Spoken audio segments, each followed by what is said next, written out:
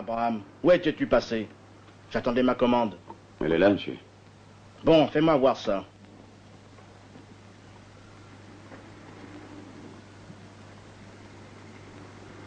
Combien avions-nous dit? Je ne sais pas, monsieur, c'est vous qui faites le prix. Très juste. Ce qui est juste, monsieur, c'est que vous trichez. Comment? Ben oui, quoi. Dans les pays civilisés, c'est le vendeur qui fait lui-même le prix de sa marchandise. Et vous voulez dire que je ne suis pas civilisé, moi? Attendez, je vais vous faire voir ça. Votre prix sera le mien. Eh bien, je vous laisse le tout pour 25 000 francs. D'accord.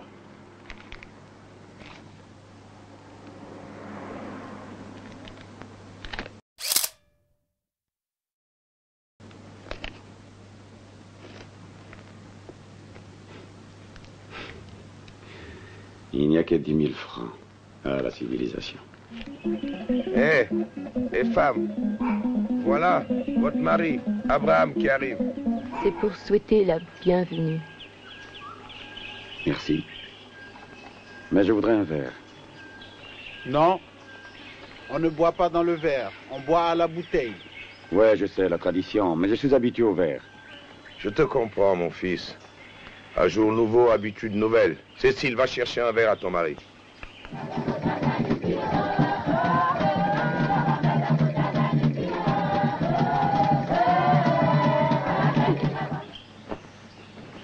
Fuyez où vous pouvez. Éloignez-vous avant qu'il fasse jour. Prenez les sacs, il y a vos affaires dedans et de la nourriture. Prenez la piste de la savane, celle de la brousse est dangereuse. Et voilà le temps qui se gâte. Allez, partez vite maintenant. Mais Tantada, je ne peux pas lui prendre sa femme. Mon enfant, tu l'as déjà fait. Allez, partez vite maintenant.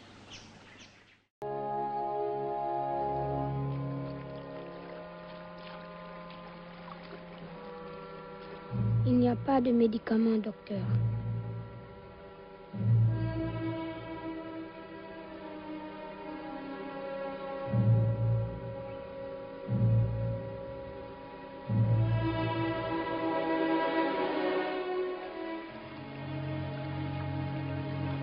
Docteur! Qu'est-ce qui se passe, Lambi? Une dame, docteur. Il faut l'opérer vite. L'opérer, c'est bien gentil, Lambi. J'ai même plus d'alcool. J'arrive. Nous amenons le chef Mata, fils de Massanji, petit-fils de Boussoukou, de la tribu guerrière de Tessira. Où est le Grand Blanc? Qu'est-ce que c'est que ce bazar? C'est moi, le Grand Blanc. Grand Blanc, toi dont la renommée a traversé les forêts pour parvenir aux oreilles du grand chef Mata, ce qui revient rapidement à son peuple. C'est aujourd'hui un jour de gloire pour toi. Je suis malade, Grand Blanc. Nos sorciers mettent du temps à me guérir. Soigne-moi vite. Mon peuple et mes autres épouses ne peuvent pas vivre sans moi. Tu pourras bientôt les rejoindre. Ne t'inquiète pas, on va s'occuper de toi. Bertha, donnez-lui un lit. C'est un échira, mais ça ne fait rien, c'est un grand chef. Bonjour, docteur. Imposez-le dans la case des Gallois. Je voudrais que tu me confies le secret d'Iboga. C'est tout ce que je te demande. C'est tout. Mais c'est beaucoup. Et qu'est-ce que tu m'offres en échange? Les connaissances, ça ne se vend pas, ça se donne. Attends, pourquoi cette nervosité? Dumba. Attention, ouvre bien. Voilà. Parfait. Un peu Grand Blanc.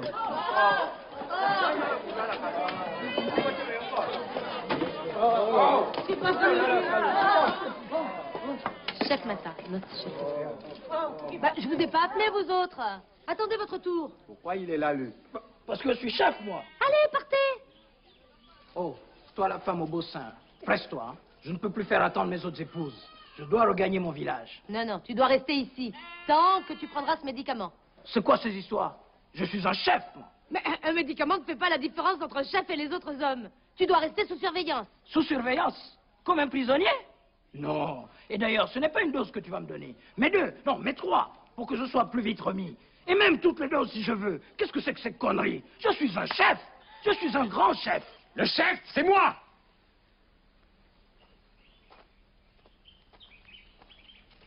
Et moi, Grand Blanc, qu'est-ce qu'on fait de moi? Tout ce que tu voudras, grand chef. Je veux 2 doses de ton grand médicament. Tu les auras. Tu vois, toi, c'est mon ami. Mais je sais pourquoi tu m'en voulais. Dès que je quitte l'hôpital, je te ramène chez moi.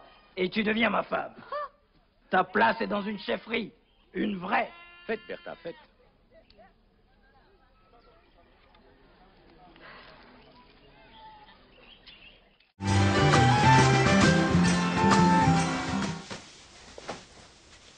Je te plais?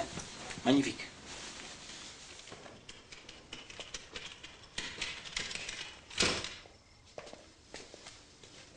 Qu'est-ce qui se passe? Tu as vu l'heure? Je ne viens pas. Fini. J'en ai marre de jouer à la famille unie du candidat à Lévina.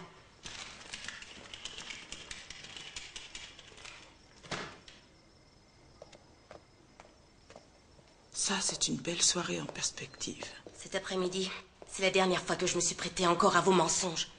Dans tes discours, tu dis qu'il faut lutter contre l'injustice et la corruption. Mais pour toi, la seule chose qui compte, papa, c'est l'argent, l'apparence et la renommée. Pia. Tu fais un joli perroquet, toi. Et je sais où te viennent ces idées. De ton ami l'intellectuel. Il prétend défendre les pauvres. Tu sais ce qu'il veut, ma pauvre petite fille. Ça part du gâteau, comme tout le monde. Ce n'est pas vrai. Il a un idéal. Et souvent devant lui, j'ai honte d'être ta fille. Je rêve ma parole. C'est ta fille qui m'insulte?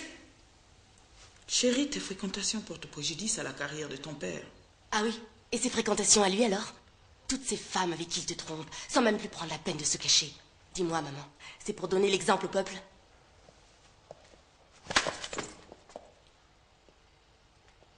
Regarde-moi bien, papa. C'est la dernière fois que tu me vois dans cette saleté de baraque. Oh, laisse-moi! Toi.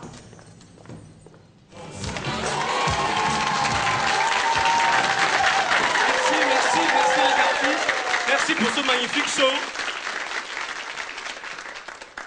Maintenant, nous allons acclamer notre candidat. J'appelle Achille Alevina. Alevina, Alevina, Alevina.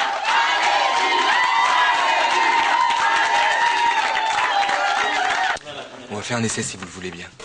Moi, je suis journaliste. Monsieur Alevina, nous vous écoutons.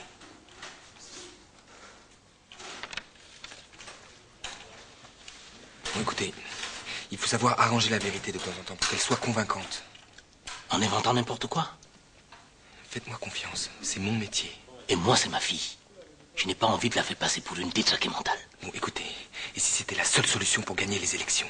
Parce que d'après mes calculs, le petit article de ce matin, il devrait nous faire perdre 3% des électeurs favorables et 15% des indécis. En clair, nous passons sous la barre des 50%. Monsieur Leclerc. Mais j'y rêve. Le candidat, c'est moi. Hélas.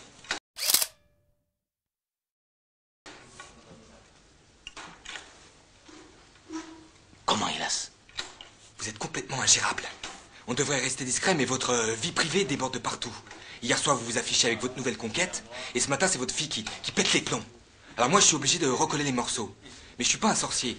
Et votre cas, monsieur Alevina, croyez-moi, il n'est pas si simple. Monsieur Leclerc, jusqu'à présent, je n'ai pas eu besoin de vos services. Ça ne m'a pas empêché de gagner.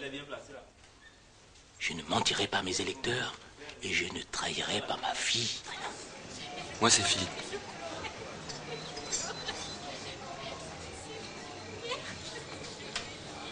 Philippe.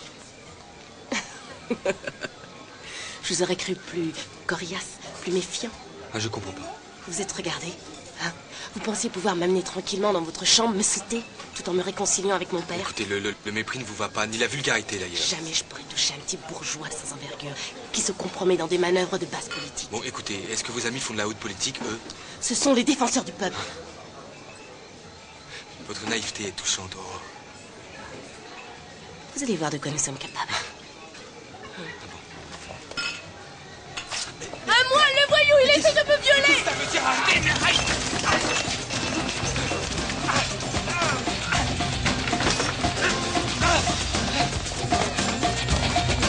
Mais rattrapez-le!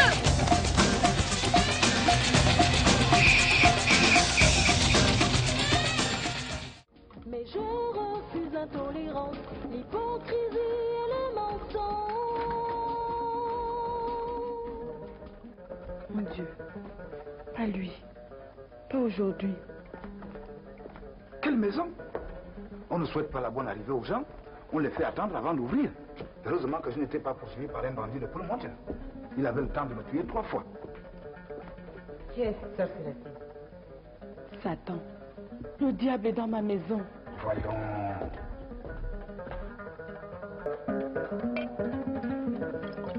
Didine, quand cesseras-tu de me persécuter? Ne dis pas ça, Célestine. S'il y a quelqu'un qui te veut du bien, c'est bien moi. Je sais ce que tu veux. Tu ne seras pas tranquille tant que tu n'auras pas atteint ton but. Ah ça oui, pour ne pas être tranquille, je ne suis pas tranquille. Tu me causes trop de soucis avec ton caractère. Contente-toi de me faire payer les loyers de la maison qu'a laissé mon mari. La pension, tu ne l'auras pas. Voilà que ça recommence. Et après, quand je vais m'énerver, on dira encore que c'est de ma faute. Énerve-toi, Didine. Fais tout ce qui te passe par la tête. Attention, Sœur Célestine. Il ne me fait pas peur. Il y a longtemps que je suis à l'abri de ces menaces. Le Tout-Puissant a dit, je te dresserai un rempart contre les méchants. Je ne suis pas méchant. La preuve, je n'ai jamais levé la main pour te donner la raclée que tu mérites. Tu entends ça, Léa?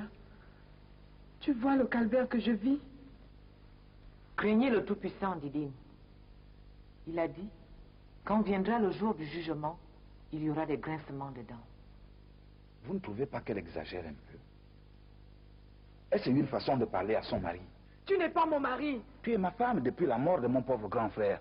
Je ne suis pas ta femme et je ne le serai jamais. Attention, Sœur Célestine. Pense à ta tension.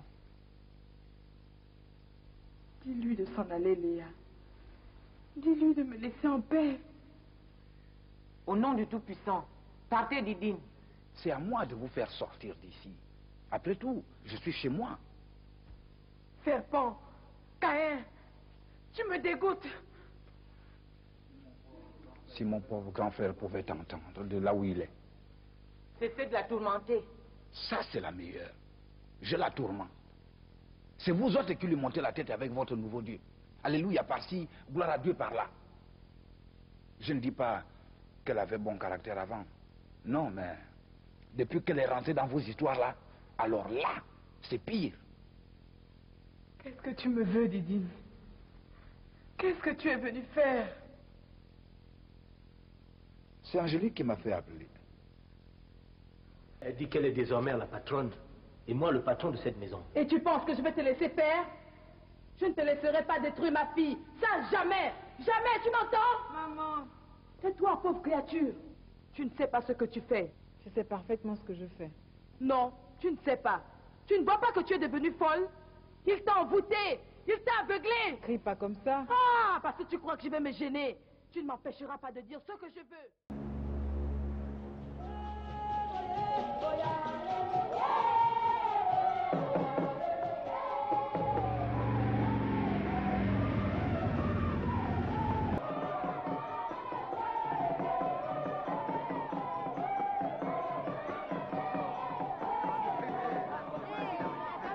Tiens, Gondo.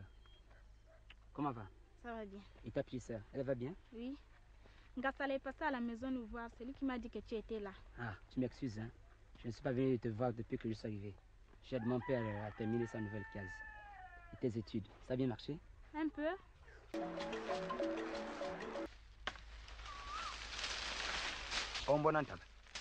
On tentait là-bas à remuer le cacao. C'est quoi encore? On tentait de nous tuer. Parle, mais c'est quoi au juste? On tentait de tomber de la tête. Tu te rends compte? Il veut maintenant qu'on lui donne une femme pour remplacer notre regrettée sœur OCB. Ah, ça, on tentait est dur. Qu'est-ce qui t'étonne? On t'a raison. Ça fait longtemps qu'OCB est morte qu'Aboudja s'est marié. Il a raison de demander une femme. Mais je ne sais pas comment on va faire. Moi, je n'ai eu que des garçons. Toi, tu n'as pas d'enfants. Et puis, on n'a plus de sœurs. Et moi, j'ai réfléchi en route. Hein. Il n'y a qu'Aboudja qui peut nous sauver de cette affaire-là. Comment, Aboudja? Elle a 3 filles, non? Elle n'a qu'à donner une à son père. Au fond, tu as raison. Bon, rentrons, on verra ça ce soir au village.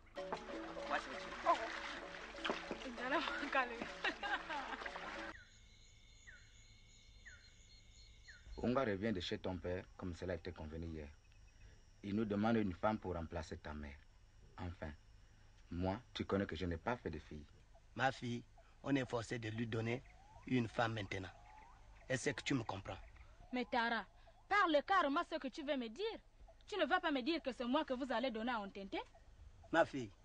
Quoi, tu veux vraiment que j'épouse mon grand-père? Je te comprends, Ngondo. Mais qu'est-ce que tu veux?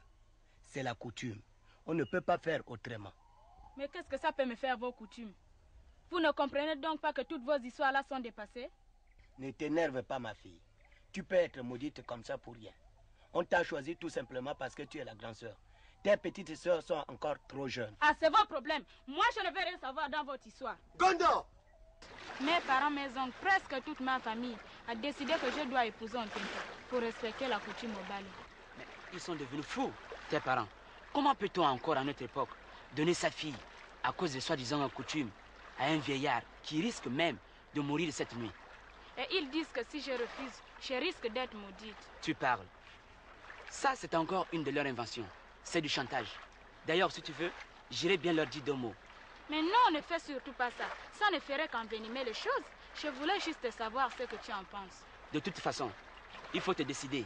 Ou c'est ton vieux d'Ontente, ou c'est moi. Ne te fâche pas. Tu sais bien que c'est toi que j'aime. Et puis j'ai dit à Tara que moi, je ne voulais rien savoir dans leur histoire au Bali.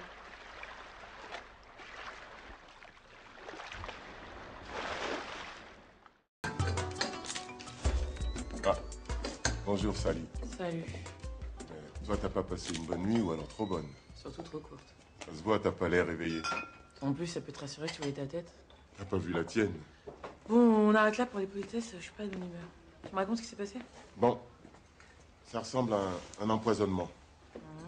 Il s'est suicidé? On sait pas encore. Un voisin a entendu des cris il y a quelques heures, c'est lui qui a appelé la police. On dirait qu'elle a paniqué ou... Ouais, elle s'est débattue. Aucune trace de sang. Bon, amenez-la à la morgue.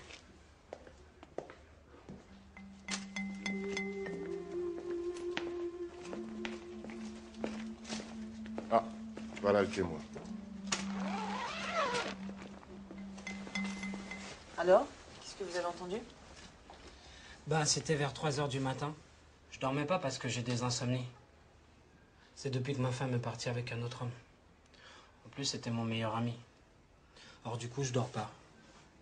Je me lève la nuit pour lire. Je lis le journal ou des choses comme ça. Et donc, à propos de la fille? Ben, elle est arrivée vers 3 h du matin. Je l'ai entendue rigoler. Je crois qu'elle n'était pas toute seule. J'ai regardé à la porte, mais il faisait trop sombre. Mais je crois quand même qu'elle était avec un homme. Salut les tourtereaux. Ça va bien aujourd'hui? Arrête avec les blagues, on n'est pas d'humeur. Qu'est-ce que ça dit? Elle est morte approximativement 3 heures. On dirait un empoisonnement. Mort par arrêt cardiaque brutal. Langue gonflée. C'est sûrement un poison violent. À vrai dire, ça me fait penser à une morsure de serpent. Un mamba, pour être plus précis. Un mamba? Mais il n'y en a jamais en ville. A priori, non. Mais regardez ce que j'ai trouvé dans sa gorge. Qu'est-ce que c'est que ce truc? Ben, ça ressemble bien à une peau de serpent. Oui, mais les serpents n'ont pas l'habitude de laisser leur peau dans la bouche de leur victime. Non. Là, je dois dire que c'est plutôt inhabituel. Pour un serpent, je vais dire. Tu me rappelles si tu découvres autre chose. Bien sûr, je suis l'inspecteur Sori. À bientôt.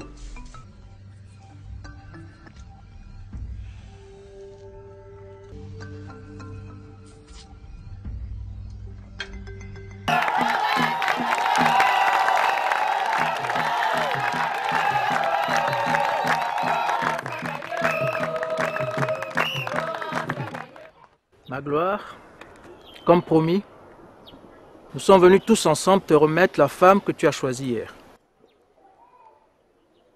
Regarde-la bien. Elle est en bonne santé, sans écorchure, ni blessure, ni cicatrice. Elle est intacte. Et j'espère pouvoir la retrouver dans cet état si jamais je devais revenir la chercher. On est d'accord? On est parfaitement d'accord, oncle Mathias. Ne t'inquiète pas. Tu n'auras pas à venir la chercher. Alors je te fais confiance. Tu me connais, Mac. Je t'en prie, non. Tu me connais. Arrête de répéter ça et dis-moi ce que tu as fait. Je me suis vengée, voilà ce que j'ai fait. Je t'ai trompé avec Mesmer, mon collègue de boulot.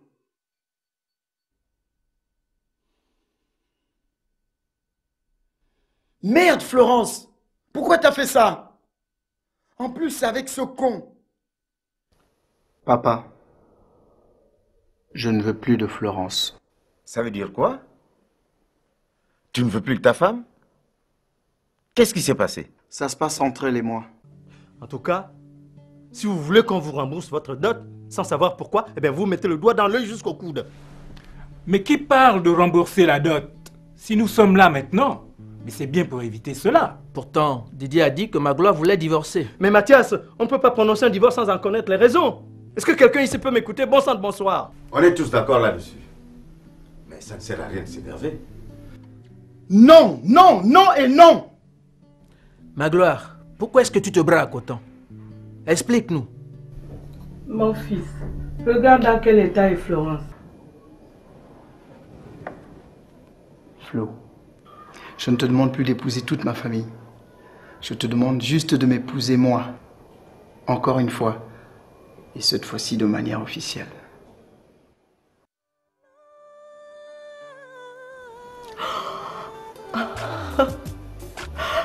Est-ce que ça veut dire oui? Parce que je dois te dire que mes genoux ne tiendront plus longtemps. Oui, ça veut dire oui.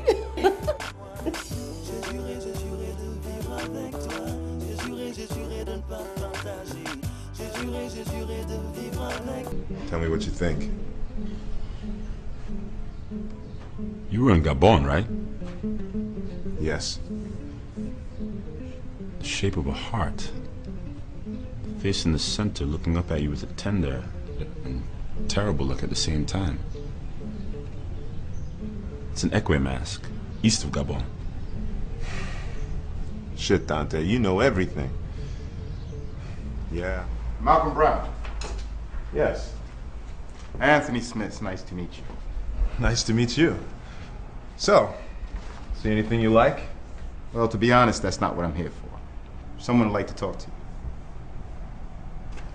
Where is he? She is outside in her car. Can you meet with her for 5 minutes? And you are? Her interpreter. Well, kid, I must admit, you really surprised me here. At first, I thought it would be a waste of my time. Because frankly, I had never heard of you and your gallery looks cheap. No offense. You have to start somewhere. But when you told me what it was...